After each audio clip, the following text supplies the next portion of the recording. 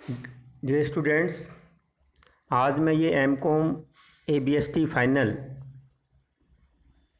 Class के विषय operation research and quantitative technique OR&QT जिसको शॉर्ट में कहते हैं, इसकी लीनियर प्रोग्रामिंग जो चैप्टर अपना चल रहा है 5 क्लास मैंने पहले ले चुका हूँ। ये 6ठी क्लास ले रहा हूँ। पिछले क्लासेज में मैंने इसके थ्योरेटिकल कॉन्सेप्ट व प्रॉब्लम का किस तरह से फॉर्मुलेशन करते हैं ये मैंने बताया था, उसमें सॉल्यूशन करना नहीं बताया था। इस क्लास के माध्यम से मैं आपको इसका फॉर्मुलेशन प्रॉब्लम का सॉल्यूशन करना भी बताऊंगा। देखिए, क्वेश्चन ये है कि एक उत्पादक 2 प्रकार के प्रोडक्ट बनाता है, P1 व P2। P1 और P2 दोनों प्रोडक्ट को बनाने के लिए 2 मशीन M1 और M2 दोनों की ज़रूरत पड़ती है। प्रोडक्ट P1 की 1 इकाई तैयार करने के लिए मशीन M1 पर 1 घंटा काम करना पड़ता है और M2 पर 3 घंटे काम करने पड़ते हैं, जबकि P2 प्रोडक्ट के लिए मशीन M1 पर 2 घंटे और दूसरी M2 पर भी 2 घंटे ही काम करने पड़ते हैं।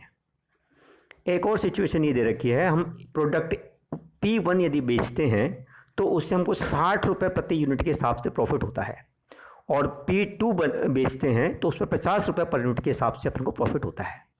हमारे पास 2 कांस्टेंट हैं, यानी मशीन M1 और M2 जो हमारे पास सोर्स के रूप में है, उनकी लिमिटेशन ये है कि मशीन M1 हम ज़्यादा से ज़्यादा 40 घंटे काम कर सकते हैं मशीन M1 पर, और M2 पर हम ज़्यादा से ज़्यादा 60 आवर्स काम कर सकते हैं। ये हमारे पास लिमिटेशन है। और क्वेश्चन ये कहता है कि हम प्रोडक्ट P1 और P2 की कितनी इकाई बनाएं ताकि हमको अधिकतम लाभ हो सके। तो देखिए, मैंने क्वेश्चन को पूरी तरह से आपको समझा दिया है। अब मैं इसको टेबल फॉर्म में इसके डेटा मेंशन करूँगा। ये नीचे आप देख रहे होंगे आंसर में। देखिए, एक कॉलम में मैंने लिखा है मशीन, सोर्स है ये, और प्रोडक्ट, ये अपन को प्रोडक्ट बनाने हैं, और फिर कैपेसिटी लिखी है। आप देख रहे होंगे कि सोर्स में मशीन M1 P1 प्रोडक्ट बनाने के लिए 1 आवर की आवश्यकता है, और P2 बनाने के लिए मशीन M1 पर 2 आवर्स की ज़रूरत है, और कुल मिलाकर हमें 40 आवर्स मशीन M1 पर अवेलेबल है। ये मैंने टेबल में लिख दिया है।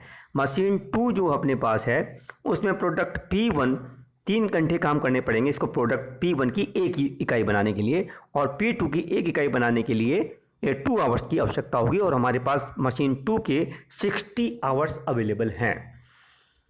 और इसमें मैंने लाभांश भी लिख दिया है कि पर यूनिट प्रोडक्ट ए पर हमको 60 रुपये पर यूनिट के हिसाब से प्रॉफिट होगा, और प्रोडक्ट P2 पर 650 रुपीज़ पर यूनिट के हिसाब से प्रॉफिट होगा। ये सारे क्वेश्चन के जो डेटा मैंने इस टेबल में शो कर दिए हैं। अब इसका सॉल्यूशन करने के लिए हम क्या करेंगे, हम ये मानेंगे कि P1 प्रोडक्ट की यदि हम X इकाइयाँ बनाते हैं, ये मान लिया हमने P1 प्रोडक्ट की नंबर ऑफ यूनिट्स X बना रहे हैं हम। इसी तरह P2 प्रोडक्ट की हम नंबर ऑफ यूनिट Y बना रहे हैं।